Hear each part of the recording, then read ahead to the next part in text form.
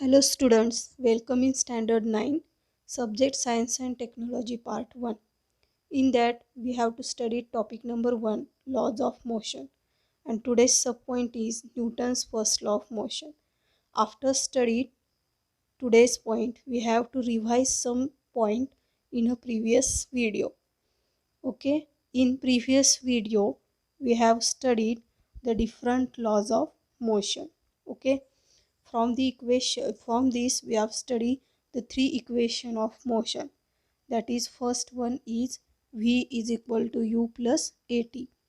Means if we calculate velocity, then in the example initial velocity and acceleration at time is given. So with the help of this first formula we easily calculate final velocity, and it is the first law of motion.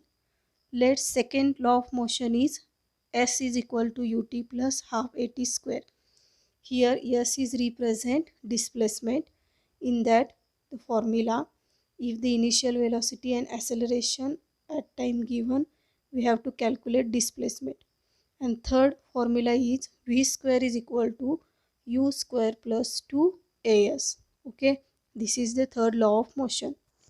In this formula, their final velocity is indicated by small v, initial velocity indicated by small u, acceleration is indicated by a, and time period is indicated by time t. With the help of this concept, we are getting three formulas by graphical method and also some example based on it. So student, let's move today's first point, that is Newton's law of motion. Okay, let's solve one activity.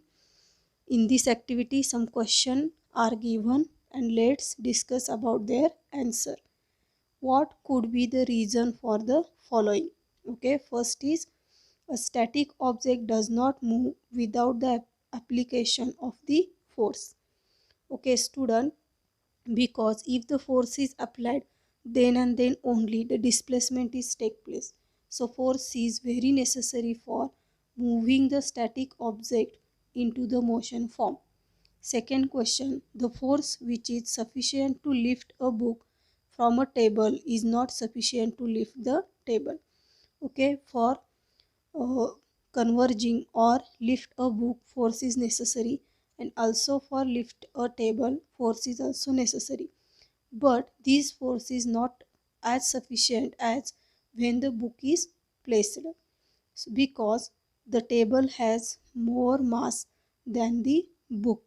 Okay, so here if the mass of the object is more, the force applied is more, and if the mass of object is less, the force of applied is less according to mass of the given object. Third one is a fruit on a tree falls down when its branches are shaken. Students, we are shake the branches means apply the force on the branches. So for this the fruits are fallen down into on the ground. Fourth one, an electric fan keep on rotating for some time even after the switch off, because the inertia is present of this all example. विद्यार्थी मित्रांनो, वरील सर्व उदाहरणावरून आपल्याला काय लक्षात येतं की प्रत्येक वस्तूचं स्वतःचं असं काय असतं, मास असतो किंवा वजन असतं. त्यानुसार त्याच्यावरती किती प्रमाणात बल प्रयुक्त करणं आवश्यक आहे हे ठरलेलं असतं. जसं की मास जास्त असेल, वजन जास्त असेल तर फोर्स जास्त अप्लाइड करावा लागतो. वजन कमी असेल तर फोर्स त्या प्रमाणात तुलनेने कमी अप्लाइड करावा लागतो. फॅन बंद झाल्यानंतर सुद्धा काही काळ तो रोटेट होत राहतो, म्हणजेच त्याच्यामध्ये असणारं जडत्व म्हणजेच इनर्शिया त्याला मूव्हिंग फेजमध्ये ठेवते. म्हणजेच काय, या सर्व चारही उदाहरणावरून आपल्याला असं लक्षात येतं की प्रत्येक वस्तूमध्ये इनर्शिया असतं, जडत्व असतं, की ज्यामुळे फोर्स अप्लाइड केल्यानंतर त्या वस्तू स्टेशनरी फेजमधून मूव्हिंग फेजमध्ये जाऊ शकतात. Okay students, let's move the next point, that is balanced and unbalanced force. Look at the point present on your screen. Let's discuss about this. You must have played tug of war so long as the force applied by both sides of the equal, that is balanced. The center of rope is static in spite of the applied force. On other hand, when the applied force become unequal, that is unbalanced, a net force get applied in a direction of greater force and the center of group shift in that direction. Means we have to conclude that an object continue to remain at a rest or in a state of uniform motion along a straight line unless an external unbalanced force act on it. विद्यार्थी मित्रांनो, इथं रस्सी खेचाचं एक उदाहरण दिलेलं आहे. रस्सी खेचामध्ये बघा, जोपर्यंत दोन्ही ग्रुप समान फोर्स अप्लाइड करतात तोपर्यंत कोणतीही हालचाल होत नाही. परंतु जेव्हा एका बाजूकडून जास्त फोर्स अप्लाइड केला जातो आणि एका बाजूचा फोर्स कमी पडतो, त्यावेळी मात्र अनबॅलन्स्ड फोर्स क्रिएट होतो आणि कमी फोर्स अप्लाइड केलेला जो गट असेल तो जास्त फोर्स अप्लाइड केलेल्या गटाकडे खेचला जातो. म्हणजेच इथं जिथं जास्त फोर्स अप्लाइड केलेला आहे तिथं अनबॅलन्स्ड फोर्स क्रिएट होतो, त्यामुळे वस्तूची हालचाल होते. म्हणजेच यावरून कन्क्लुजन काय सांगितलेलं आहे की एखादी वस्तू स्थिर अवस्थेत असते कधीपर्यंत, जोपर्यंत आपण त्याच्यावर बाह्य बल प्रयुक्त करत नाही तोपर्यंत. एकदा बाह्य बल प्रयुक्त झालं की अनबॅलन्स्ड फोर्स क्रिएट होतो, म्हणजे असंतुलित बले प्रयुक्त होतात आणि असंतुलित बले प्रयुक्त झाले की वस्तूची हालचाल होते. हे या मुद्द्यामध्ये सांगितलेलं आहे. पुढे बघा, याच्यामध्ये काय म्हटलेलं आहे. When an object is at rest or in uniform motion along a straight line, it does not mean that no force is acting on it. Actually, there are a number of force acting on it, but they cancel one another so that net force is zero. Newton's first law explains the phenomenon of inertia, that is, inability of an object to change its state of motion on its own. It also explains the unbalanced force which causes change in the state of an object at rest or in uniform motion. All instance of inertia are example of Newton's first law of motion. बघा विद्यार्थी मित्रांनो, याच्यामध्ये त्यांनी काय सांगितलेलं आहे. असंतुलित बले प्रयुक्त झाल्यानंतर काय होतं, जिकडे बल जास्त प्रयुक्त केलेलं आहे त्या दिशेने वस्तूची डिस्प्लेसमेंट होते, म्हणजे हालचाल होते. परंतु समजा जर दोन्ही बाजूनी समान बल प्रयुक्त केलेलं असेल तर वस्तूची हालचाल होत नाही. त्यामुळं अशा वेळी फोर्स काय असतो, झिरो असतो.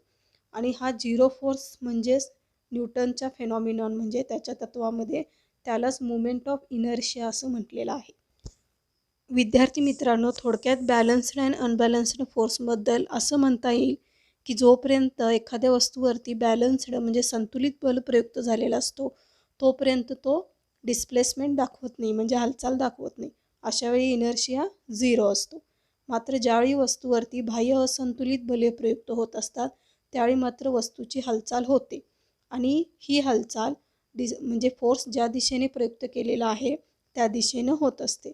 म्हणजेच लॉ ऑफ इनर्शियामध्ये काय म्हटलेलं आहे, सगळे इन्स्टंट इनर्शियाचे एक्झाम्पल जे आहेत ते सगळे example Newton's first law of मोशनमध्ये येतात. आता वस्तूवरती अनेक बल प्रयुक्त करत असतात त्यामुळे ती वस्तू जागची स्थिर असते आणि ज्यावेळी असंतुलित बले प्रयुक्त होतात त्यावेळी ती हालचाल करते. Okay student, hope you understand this point. Let's move the next point, that is Newton's second law of motion. Okay, in that some questions are given. First, solve this question. Ask your friend to drop one plastic and one rubber ball from the same height. Second situation is you catch the ball. Which ball was easier to catch and why? So student, all of you say that the plastic ball or rubber ball, in both balls, that is the plastic ball easy to catch, but rubber ball having applied a more force to catch. Okay, then situation B is ask your friend to throw a ball towards you at a slow speed and try to catch it. Slow स्पीडनं ball असेल तर catch करायला काय होतं, आपल्याला अडचणी येऊ शकतात. सेकंड क्वेश्चनमध्ये काय विचारलेलं आहे बघा. Now ask your friend to throw a same ball height speed towards you and try to catch it. Which ball could you catch greater is why. साधारणतः बघा, फास्ट बॉल आणि स्लो बॉल असेल तर कधी कधी काय होतं, स्लो बॉल पकडणं सहज शक्य होतं आणि फास्ट बॉल पकडणं शक्य होत नाही. म्हणजेच काय, वस्तूच्या वस्तुमानाऐवजी त्याच्या स्पीडवरती सुद्धा काय असतं, फोर्स किती अप्लाइड करावा लागतो हे ठरलेलं असतं. आणि हे सांगण्यासाठी इथं सेकंड लॉमध्ये मोमेंटम ही संकल्पना सांगितलेली आहे. The effect of one object striking another object depends both on the mass of the former object and its velocity. This means that the effect of force depends on property related to both mass and velocity of the striking object. This was termed as a momentum by Newton. बघा विद्यार्थी मित्रांनो, मी आधीच सांगितलेलं आहे की वस्तूवरती बल प्रयुक्त करत असताना वस्तूचे वस्तुमान आणि त्याचा वेग या दोन गोष्टीचा सुद्धा काय होत असतो, त्याच्यावरती परिणाम होत असतो. म्हणून न्यूटनने आपल्या दुसऱ्या नियमामध्ये वस्तूवरती प्रयुक्त होणारा किंवा बल हा त्या वस्तूचं वस्तुमान आणि वेगावरती अवलंबून असतो हे सांगण्यासाठी मोमेंटम ही संकल्पना मांडली. आता मोमेंटम म्हणजे नेमकं काय ते पाहूया आपण. जसं की तुम्हाला इथं रेड बॉक्समध्ये दिसत आहे, momentum has a magnitude as well as direction. म्हणजे हे काय आहे, त्या वस्तूचं मॅग्निट्यूड आणि त्याची डायरेक्शन, कोणत्या दिशेने तो हालचाल करणार आहे. Its direction is the same as that of the velocity. In SI system the unit of momentum is kilogram metre per second, while in CGS system it is gram centimetre per second. Okay, it is important point to you for exam. All of you remember the SI unit of momentum and CGS unit of the momentum. That is, SI unit is kilogram meter per second and CGS unit is gram centimeter per second.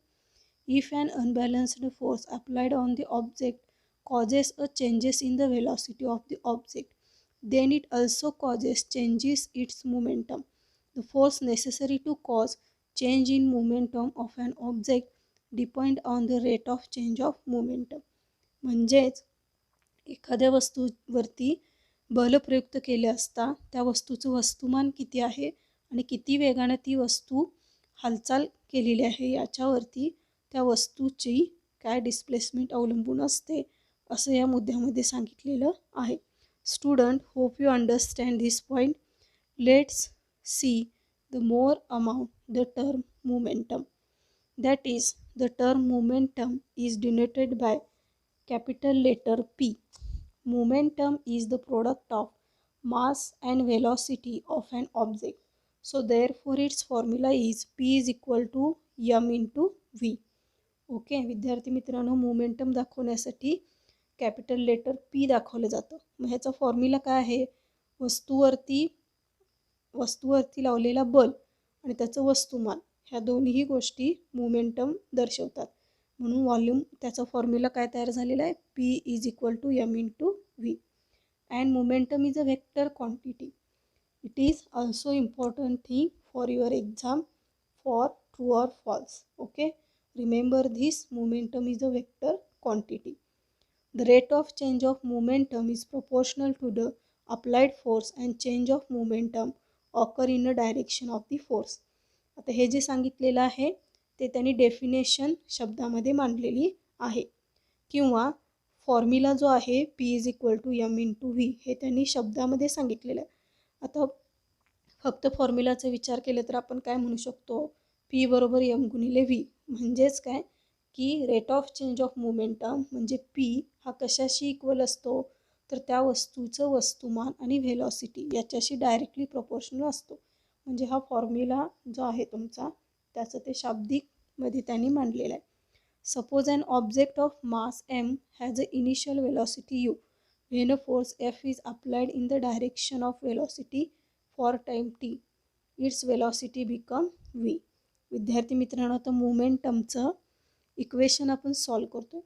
याच्यामध्ये नेहमीप्रमाणे आपण माससाठी m हे अक्षर वापरणार आहोत, initial वेलॉसिटीसाठी u हे अक्षर वापरणार आहोत, फोर्ससाठी कॅपिटल F वापरणार आहोत, टाईमसाठी t आणि व्हेलॉसिटीसाठी v वापरणार आहोत.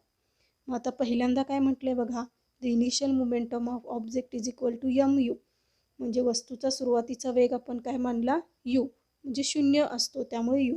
आणि त्या वस्तूला काहीतरी वस्तुमान आहे म्हणून इनिशियल मोमेंटम काय झाला mu म्हणजे m गुणिले u.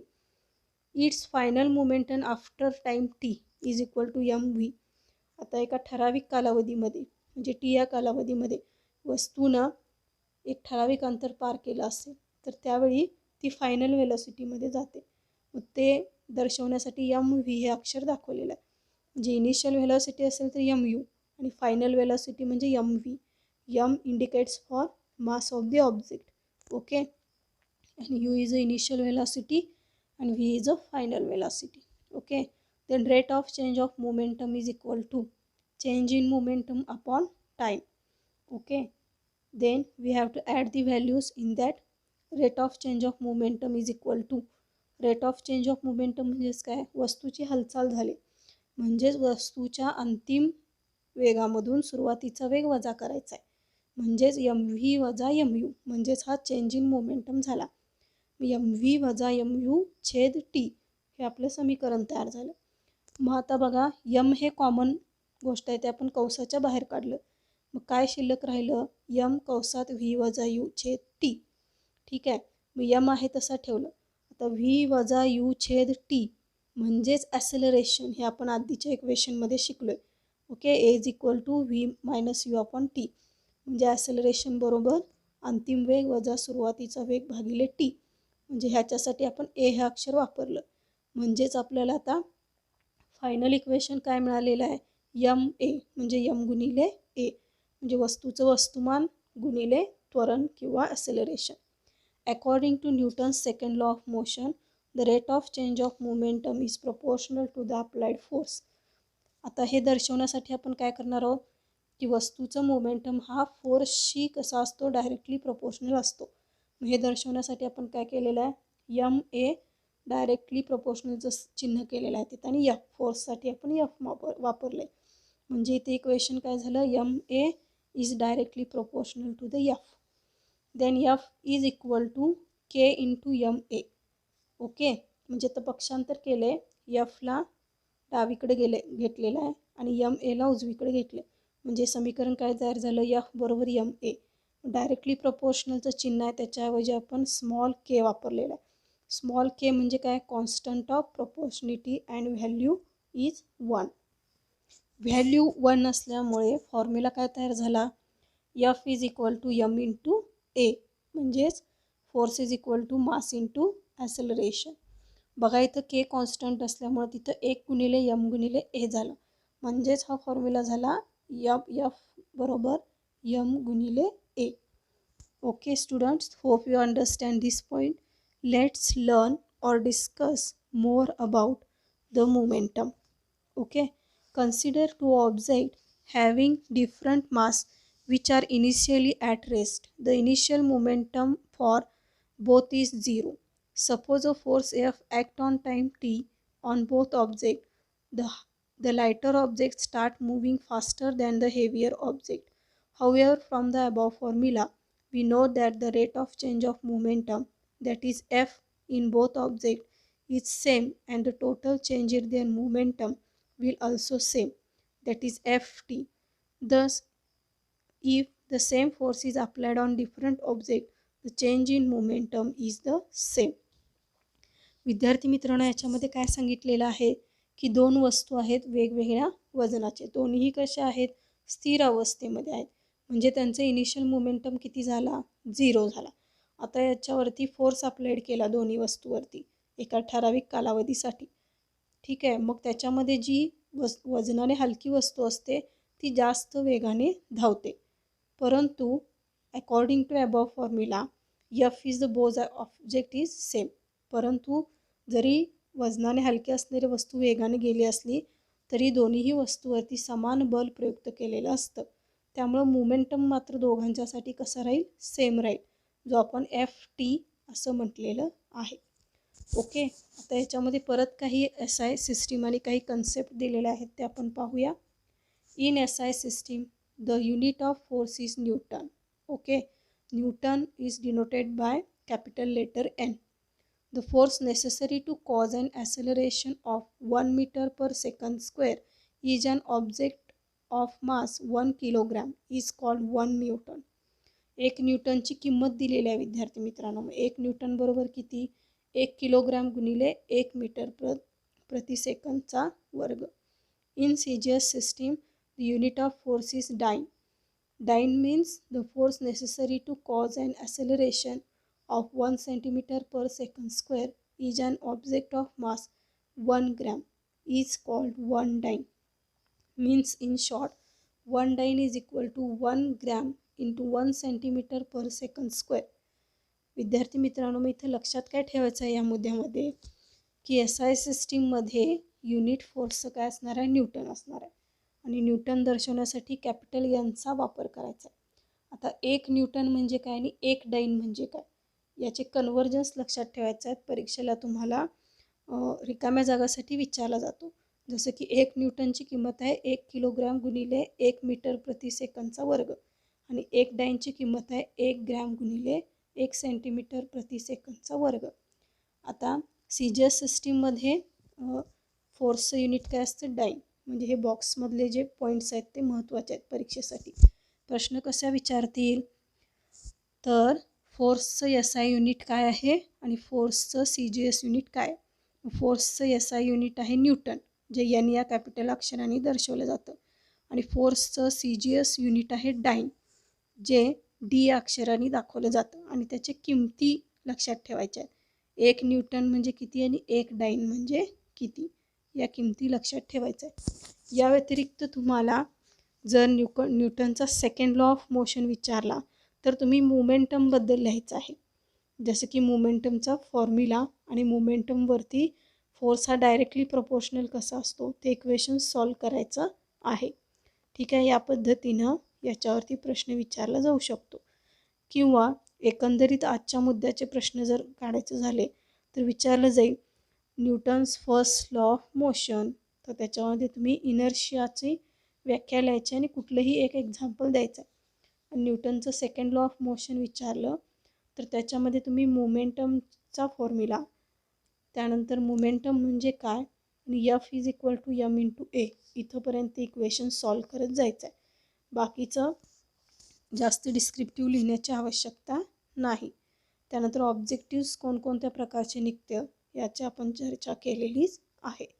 ठीक आहे, तर या पद्धतीनं आजचं Newton's first law of motion आणि Newton's second law of motion दोन्हीही आपण अभ्यासलेले आहेत. आणि याच्यावरती 2 किंवा 3 मार्काचे प्रश्न परीक्षेला येऊ शकतात. Students, hope you understand this point. Okay, in today's video we have to stop here. Today we have to learn about the new point, that is Newton's first law of motion and Newton's second law of motion. So dear student, today we have to stop here. All of you solve the given question present on your screen. See you in next video with next point. Thank you.